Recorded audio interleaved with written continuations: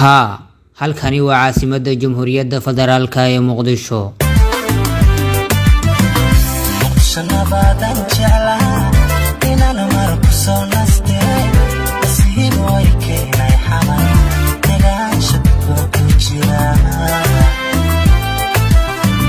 markaad maqashay Muqdisho waxa kugu soo dhacay qabkii ummadda Soomaaliyeed iyo magaalo madaxdii dalka Muqdisho muraayada ummadda Soomaaliyeed waxay sameynaysaa dib u kabasho xoog badan dhallaanka ayaa waa bariga u jarmaaday goobaha waxbarashada xoogsatada ayaa qaab nabada u raadsanaya quutul daruurigooda halka maalqabeennadu ay ku tartamayaan saraha dhaadheer iyo goobaha dalxiiska dalka ciidanka xoogga dalka oo aasaas u ah nabadda iyo horumarka caasimadda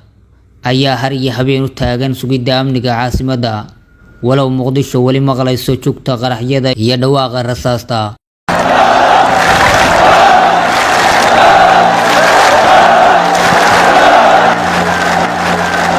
in ka badan 2 milyan oo qof oo ku nool Muqdisho ayaa diiday in Muqdisho isdhiibto lagana guuro ayna noqoto bahal la galeen inkastoo shacabkeeda dhibaatooyin badan loo geystay Xasan Sheekh Maxamuud ayaa 15 May loo doortay madaxweynaha Jamhuuriyadda Federaalka ee Soomaaliya isaguna waxa uu ra'iisul wasaare u magacaabay Xamse Cabdi Barre si isku mid ah waxay u sheegeen in ahmiyadda koobaad siinayaan amniga dalka oo Muqdisho ugu horeyso magaaladan in xaqiijinaa rabnaa in amni noqoto si aanu xaqiijinana amniga Muqdisho dhexdiisa la kuma xaqiijin karno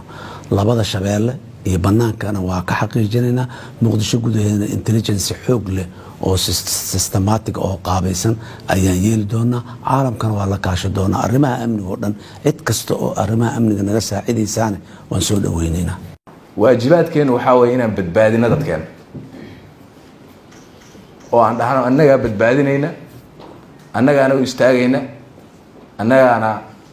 geedaha iyo duurka ay joogaan ugu tagay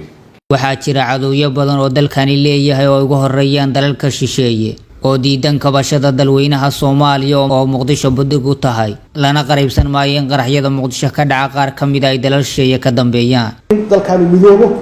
oo naga ilaalinayo dalkan dhaqaalihiisa inuu kobco oo kheyraadkiisu la soo baxo oo shidaalkiisa la soo baxo naga ilaalinayo inaan cudud military oo xoog yeelano oo cirka iyo dhulka iyo badda aan difaacan karno maxay yeelay intaas dal helno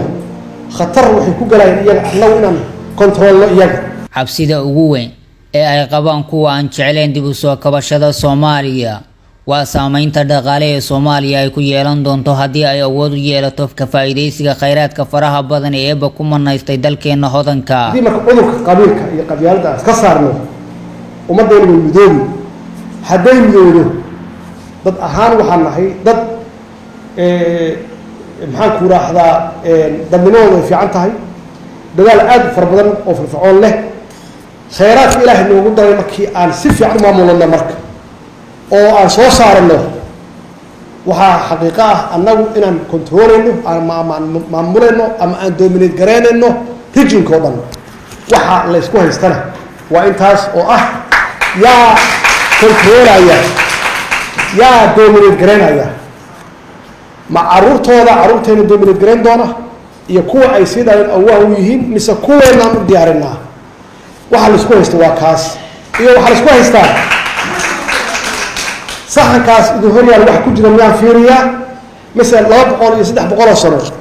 ilmaha awaan u nahay ama ayooyinkan u nahay mustaqbalkooda ka fikirnaa